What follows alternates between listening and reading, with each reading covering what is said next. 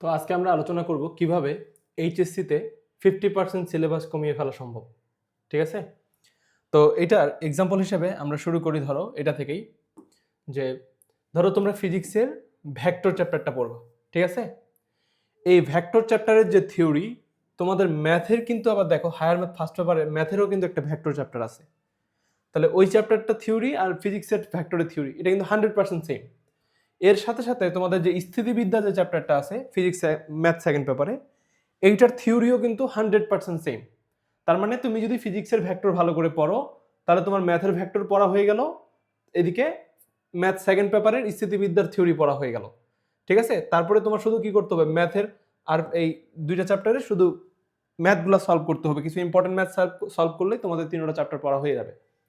এরপরে ধরো তোমরা ফিজিক্সের গতিবিদ্যা পড়বা। ফিজিক্সের গতিবিদ্যা পড়ার সাথে সাথে তোমাদের কিন্তু ম্যাথের গতিবিদ্যা পুরোপুরি পড়া হয়ে যাবে। মানে 100% থিওরি সেম, নতুন কোনো থিওরি পড়া লাগবে না।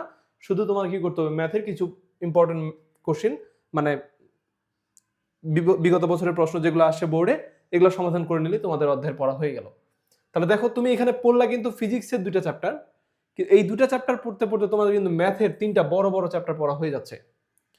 একইভাবে আমরা ধরো পরেরটাতে যেতে পারি।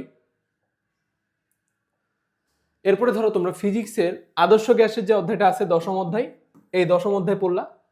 এই দশম অধ্যায়ের সাথে সাথে তোমাদের কেমিস্ট্রির যে পরিবেশ রসায়ন আছে, এইখানকার গ্যাসের সূত্রের যে পার্টটা আছে একদম 100% সেম পড়া।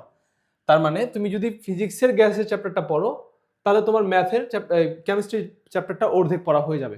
অথবা যদি আগে কেমিস্ট্রি চ্যাপ্টারটা পড়ো তাহলে ফিজিক্সের তোমার চ্যাপ্টারটা মানে অর্ধেকটা অংশ হয়ে যাবে। এখানে শুধু তোমাদের ওই যে কি বলে ওটাকে,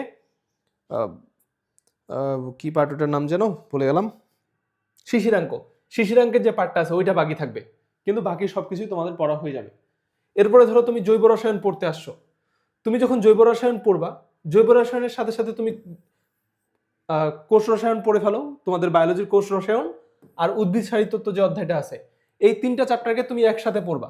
তুমি যখন জৈব রসায়ন বুঝে যাবা তারপর দেখবা যে কোষ রসায়নের জটিল জটিল বিক্রিয়া, উদ্ভিদ শরীরতত্ত্বের জটিল জটিল বিক্রিয়া, এগুলো আসলে কিছুই না, এগুলো হচ্ছে জৈব রসায়নের যে বিক্রিয়াগুলো পড়ছো ওইটাই। যেমন তোমার এখানে মনে করো একটা গ্লুকোজ আছে, গ্লুকোজ আসলে কি, গ্লুকোজ হচ্ছে অ্যালডিহাইড আর ফ্রুক্টোজ হচ্ছে তোমার কি কিটোন। তাহলে এই যে অ্যালডিহাইড কিটোন এটা কিন্তু তুমি আবার জৈব রসায়নেও পড়বা। তারপরে ওখানে তোমাদের আমিষ আছে, পেপটাইড বন্ড, বিভিন্ন বন্ড আছে, এটা কিন্তু তোমাদের জৈব রসায়নের পিছনের যে অংশটা আছে একদম শেষের দিকে, এই জিনিসগুলোও কিন্তু আবার আছে। তোমাদের কোনটা হচ্ছে এলিফেটিক এমিন, কোনটা অ্যারোমেটিক এমিন, এই জিনিসগুলোও কিন্তু তোমাদের জৈব রসায়নেই আছে। তার মানে জৈব রসায়নটা যদি পড়ো এই চ্যাপ্টারগুলো তোমাদের 50% পড়া অ্যাটলিস্ট হয়ে যাবে। ঠিক আছে? এরপরে তোমরা যদি কোষ রসায়ন, জৈব উদ্ভিদ সাহিত্যত্ব পড়ো, অনেক অল্প পরিশ্রমে তোমরা পুরোটা পড়ে ফেলতে পারবা। এরপরে ধরো তোমরা হচ্ছে ফিজিক্সের পরমাণু মডেল পড়তেছো অথবা কেমিস্ট্রির গুণগত রসায়ন অধ্যায়টা পড়তেছো। এই গুণগত রসায়নের যদি এটা এই পরমাণু মডেলের পার্টটা পড়ো, তেজস্ক্রিয়তা, তারপরে হচ্ছে বর্ণালী, সবকিছুই তোমার কোথায় চলে আসবে, এই ফিজিক্সের তেজস্ক্রিয়তার অধ্যায়টা থেকে। এই দুটো চ্যাপ্টার একসাথে পড়লে তোমাদের ধরো এমনিতে যদি 2 ঘন্টা পড়া লাগতো, এই দুটো চ্যাপ্টার একসাথে পড়লে তোমাদের অন্তত 1 ঘন্টা 20 মিনিটের মধ্যে এই দুটো চ্যাপ্টার পড়ে ফেলতে পারবা। মানে এরকম অ্যাটলিস্ট অর্ধেক কম পরিশ্রমে তোমরা দুটো চ্যাপ্টার পড়ে ফেলতে পারবা। এরপরে ধরো তোমরা হচ্ছে আইসিটির সংখ্যা পদ্ধতির যে পার্টটা আছে আর লজিক গেট, ওইটা পড়ে ফেললা। ওইটা পড়লে তোমার সেমিকন্ডাক্টর আর ইলেকট্রনিক্সের যে পিছনের পার্টটা আছে ওইটাও কিন্তু তোমাদের হয়ে যাচ্ছে। তার মানে শুধু সেমিকন্ডাক্টরের পার্টটা পড়ে নিলে হয়ে গেল, মানে ওইটা চ্যাপ্টার তোমার অর্ধেক পড়া হয়ে যাবে। তারপরে ধরো তুমি তরঙ্গ পড়লা, তরঙ্গের উপরিপাতন, এগুলো যখন পড়বা তুমি তারপরে আসবে ভৌত আলোক বিজ্ঞান পড়তে। ভৌত আলোক বিজ্ঞানেও ওই তোমার আলোর দুইটা তরঙ্গের উপরিপাতন নিয়েই আলোচনা আছে ব্যতিচারের ওখানে। তাহলে এইটা পড়ার পর এটা পড়লে তুমি অনেক হেল্প পাবা।